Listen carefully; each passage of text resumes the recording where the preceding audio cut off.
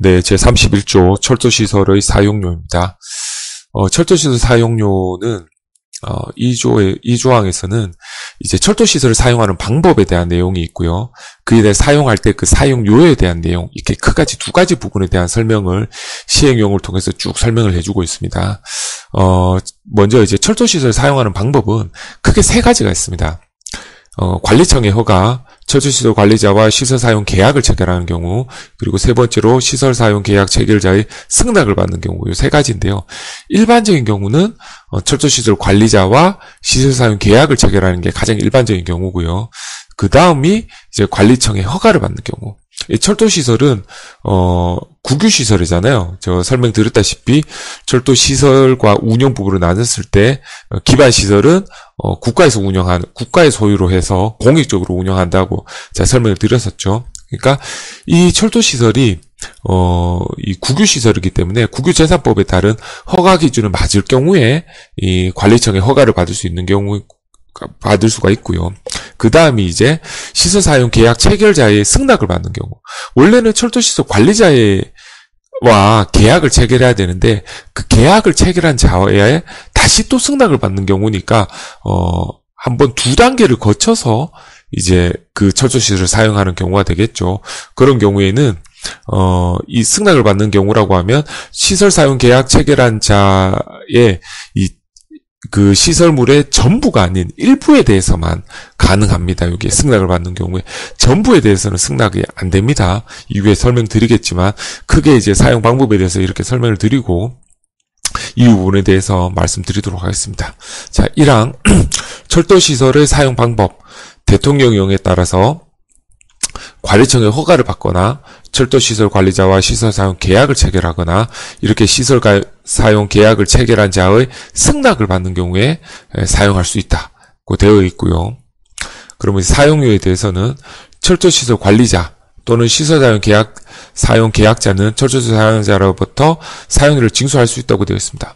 원래는 관리청의 허가나 시설 사용 계약을 체결하는 경우가 있다고 하면 이 사용료는 철도시설 관리자만 징수를 할 수 있겠지만 여기에서 시설 사용 계약 체결한 자의 승낙을 받아서 그러니까 두 단계를 거쳐서도 승낙을 받은 자는 철도시설을 사용할 수 있기 때문에 이런 경우에는 철도시설 계약자도 사용료를 징수할 수 있다라는 내용을 담고 있다고 보시면 됩니다.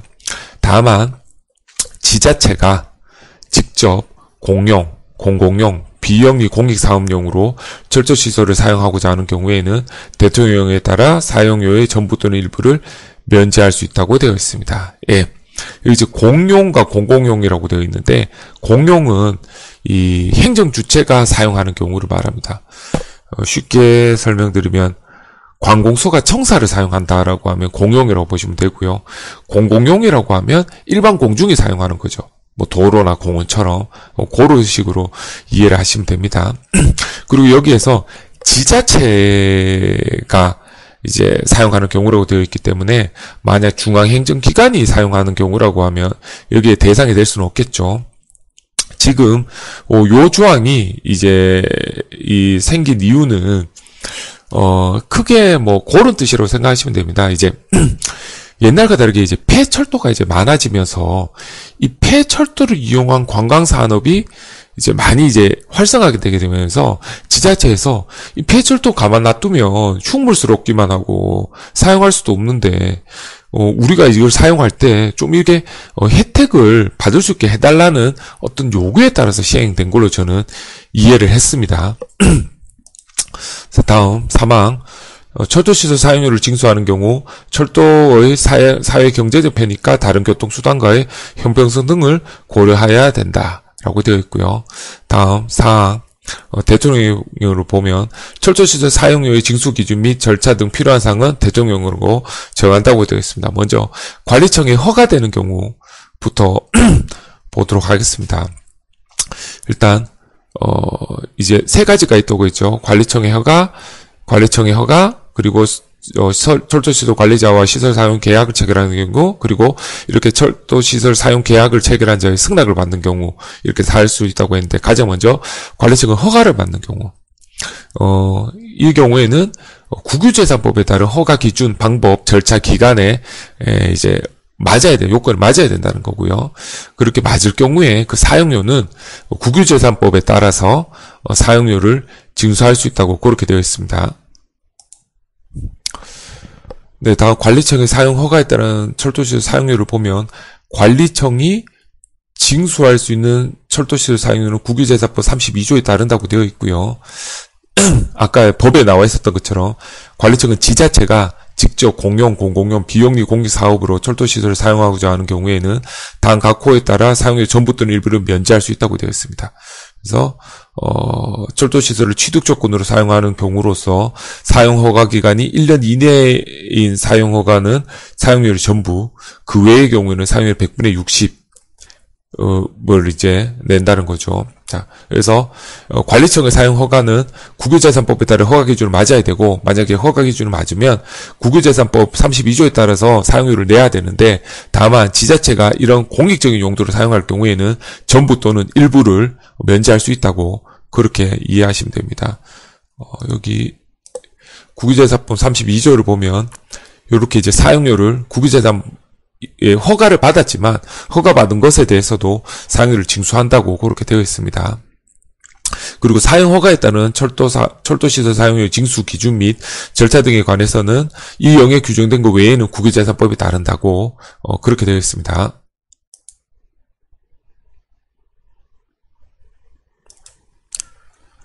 네, 다음 철도시설 관리자와 시설 사용 계약 체결하는 경우입니다.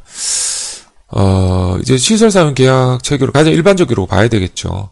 1항 철도시설 사용 계약 시 포함 내용으로는, 이제, 요 1호하고 2호는 우리가 일반적인 뭔가 사용할 때 임대차 계약과 비슷한 내용이라고 보시면 돼요. 사용 기간, 대상 시설, 사용 조건, 사용료. 요렇게 되어 있고요. 다음에 2호 같은 경우에는 3자에 대한 사용 승낙의 범위 및 조건. 아까 이 철도시를 사용하는 경우가 세 가지라고 했죠. 관리청의 허가, 시설 사용 계약 체결, 그리고 시설 사용 계약 체결한 자의 승낙. 요 이제 3자에 대한 승낙 범위도 미리 이렇게 계약서에 명시되도록 되어 있습니다. 다음에 이제 3호와 4호는 분재에 관한 내용입니다. 3호 책임 및 계약 위반 시 조치사항, 분재 발생 조정 절차. 5호는 비상사태에 관한 사항. 그리고 6호와 7호는 계약 자체에 대한 내용이죠. 이제 갱신에 관한 사항, 그리고 계약 내용에 대한 비밀 누설 금지에 관한 사항. 요렇게 되어 있고요. 그리고 여기 보면 사용 조건이라고 되어 있잖아요. 구체적인 사용 조건은 시행 3항에 명시가 되어 있습니다. 선로 등에 대해 제1항 1호에 따른 사용 조건에는 다음 각 호를 포함한다고 되어 있고요. 24조 1항 선로 배분 지침을 위반하는 내용이 있어서는 안 된다고 되어 있죠. 그래서 그 사용 조건에는 그 사용 조건에는 이 투입되는 철도 차량의 종류와 길이, 재원에 대한 얘기죠. 다음은 운행 시간에 대한 얘기입니다. 횟수, 개시 시각, 종료 시각, 운행 간격. 다음 역에 관한 얘기고요. 출발역, 정차역, 종착역. 다음 안전에 관한 사항, 그리고 서비스에 관한 사항. 요 내용이 담고 있는데 이 사방은 선로 등에 대해서만 됩니다. 자, 선로 등이 뭐냐?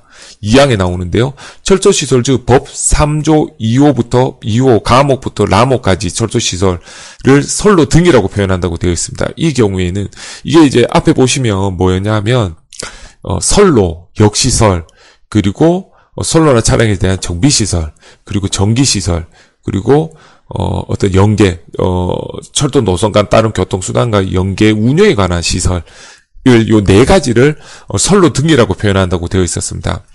요 앞에 보면 라목 다음부터, 가목부터 라목 다음부터는 뭐 교육 훈련에 관한 시설, 뭐 연구에 관한 시설, 뭐 이런 것들이 있어서 사실 가목부터 이 라목까지가 철도 시설에 있어서 가장 핵심적인 어떤 붕어빵으로 지금 안고에 해당된다고 보시면 됩니다. 가장 핵심적인 사항입니다.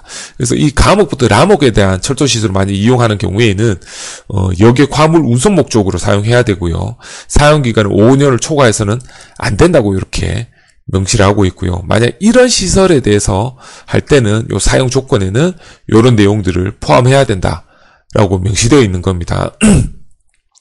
다음 4항 공고. 철도시설 관리자는 법 31조 1항에 따라 철도시설을 사용하려는 자와 사용계획을 체결할 시 미리 그 사실을 공고하여야 한다고 그렇게 명시하고 있습니다. 다음 이제 선로 사용 계약 시 이제 사용료죠. 1항 철도시설 관리자는 선로 등의 사용료를 정하는 경우에 다음 각호 한도를 초과하지 않는 범위 내에서 선로 등의 유지보수 등 관련 비용을 회수할 수 있도록 해야 된다. 자, 이 내용은 철도시설 관리자는 선로 본인이 유지보수에 드는 비용을 회수한다는 얘기를 담고 있습니다. 한도가 뭐냐 보면 만약에 그 선로 등에 대한 시설물을 국가나 지자체가 전액 부담했다고 하면 철도시설 관리자는 유지보수비만 부담하는 거죠. 그러면 그 유지보수비 총액을 넘어서는 안 된다는 거예요. 예.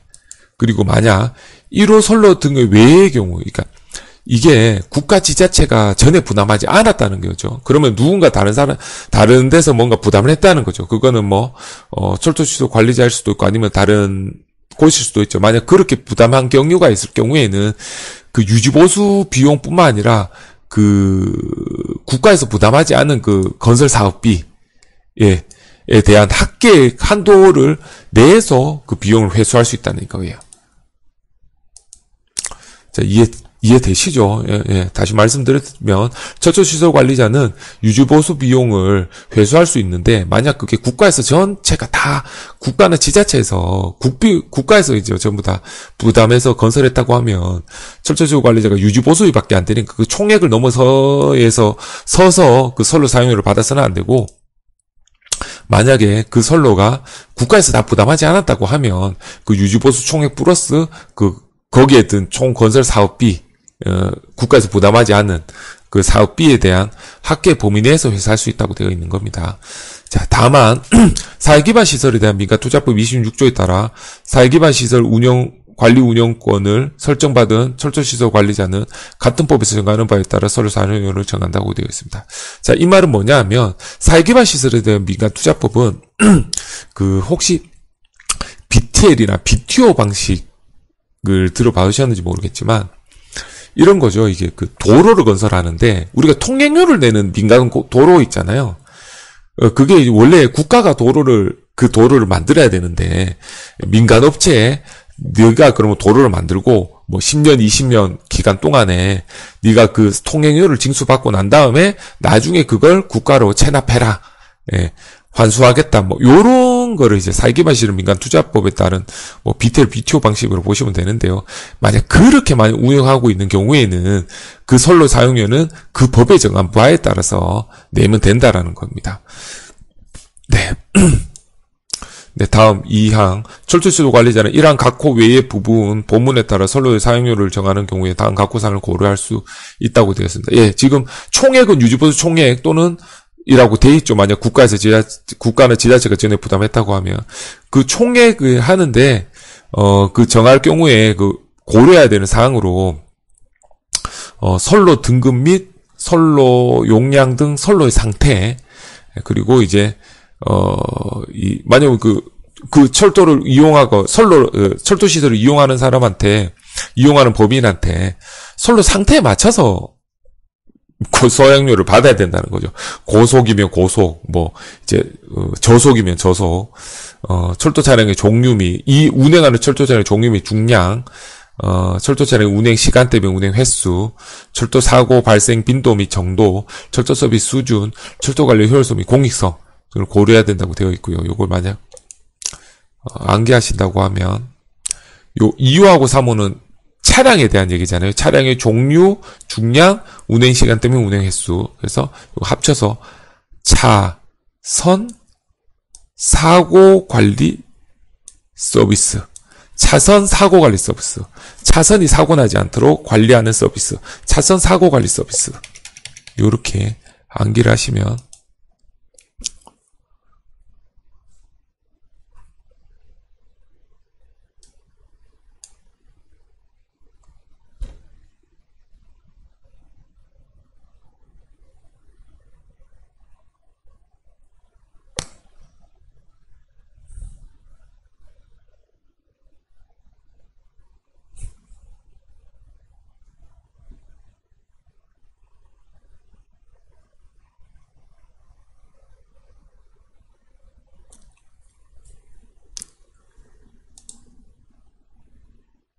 네. 다음 선로 등 사용 계약 체결의 절차입니다. 자, 선로 등이라고 하는 건 아까 철도 시설 중에 법 3조 2호 가목부터 라목까지 뭐였죠? 이제 선로, 역시설, 뭐 차량 정비 시설, 그리고 전기와 관련된 거, 그리고 철도 노선 간 연계, 철도 노선과 다른 교통수단과 연계 시설, 요런 것들, 그게 핵심이라고 말씀드렸었죠. 그러한 부분에 대해서 만약 사용할 경우에 그 체결 절차에 대해서는 사용계약 신청서 플러스 단 각호사항, 뭐냐, 여객 화물운송 사업의 자격을 증명하는 서류, 그리고 여객 화물운송 사업 계획서, 차량 운영 시설의 규격 및 안정성을 확인할 수 있는 서류를 함께 제출해야 된다고 되어 있고요. 이항 철도시설 관리자는 사용계약 신청서를 제출한 날로부터 1개월 이내에 선로 등 사용계약 체결에 관한 협의 일정을 통보해야 됩니다. 그리고 철도시설 관리자는 만약 사용 신청자가 철도시설에 관한 자료 제공 요청을 하는 경우에 특별한 이유가 없는 한 응해야 되고요. 다음 철도시설 관리자는 선로 등 사용계약을 체결하기 전에 미리 국토부 장관의 승인을 받아야 됩니다. 그렇겠죠. 이게 이러한 선로를 이용하는 거는 되게 중요한 부분이고 이게 되게 큰 부분이잖아요. 안전이나 이런 부분에 있어서도. 그러니까 반드시 국토부 장관이 알고 있어야 되는 부분이겠죠. 예. 그리고 이제 아는데 그치지 않고 승인이라고 아예 돼 있습니다. 만약 여기에 뭐 협의한다라고 돼 있거나 뭐 통보한다고 돼 있거나 만약 그러면은 그건 정답이 아니겠죠. 문제가 그런 식으로 나온다고 하면. 다음 사용기간 만약에 10월 전까지 선로 등 사용계약 갱신을 신청을 해야 되고요. 철도시설 관리자는 특별한 사유가 없는 한 우선적으로 협의를 해야 됩니다. 예. 다음 시행령 39조 철도시설 사용 승낙입니다. 이 경우는 철도시설 관리자한테 철도시설을 사용 계약한 사람이 다시 제3자에게 다시 사용 승낙을 해서 사용하게 하는 거죠. 시설 사용 계약자는 그 사용 계약 체결한 철도시설 일부에 대해서 미리 철도시설 관리자와 협의한 후 제3자에게 그 사용을 승낙할 수 있다고 되어 있습니다. 여기 일부 전부라고 되면은 틀린 답이겠죠. 예, 일부만 되는 겁니다. 사용 승낙 후 그 내용을 철도시설 관리자에게 또 통보해야 됩니다. 그리고 철도시설 사용료 징수는 철도시설 관리자 또는 시설 계약자는 철도시설 사용하는 자로부터 사용료를 징수할 수 있다고 되어 있습니다. 자, 이게 이게 사용 승낙하는 경우 저는 이렇게 이해를 했어요. 역사에 가보면 어떤 그 역사 안에 뭐 커피숍이나 이런 것들이 있잖아요. 그걸 다 직접 그 철도공사가 운영하는 게 아니라 그걸 또 제3자에게 아마 뭐 거기 가보면 카페베네나 뭐 여러 가지 어떤 커피숍들도 있잖아요. 브랜드로 돼 있는 투썸 플레이스나 뭐 이런 것처럼. 그러니까 그런 거를 그쪽에 이제 일부를 임대해 주는 거죠. 아마 그런 뜻이라고 저는 이해를 했습니다. 사용 승낙하는 게 역사 전체를 승낙하는 그쪽에 다시 재임대해 주는 게 아니고 그중에 일부를 이미 거기서 받았지만 운영하기로 그중에 일부에 대해서는 또 제3자에게 이렇게 승낙할 수 있도록 그런 식으로 아마 그런 뜻이 아닌가 저는 이해를 했습니다.